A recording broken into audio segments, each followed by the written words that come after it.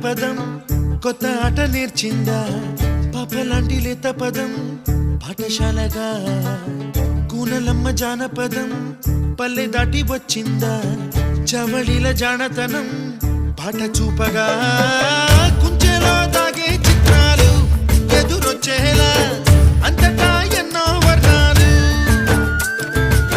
మంచులో దాగే చైత్రాలు బదులిచ్చేలా ఇంతలా ఏవో రాగాలు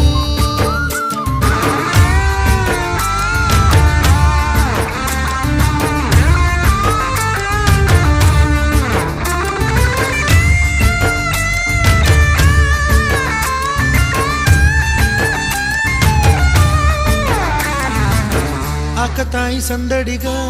ఆగలేని తొందరగా సాగుతున్న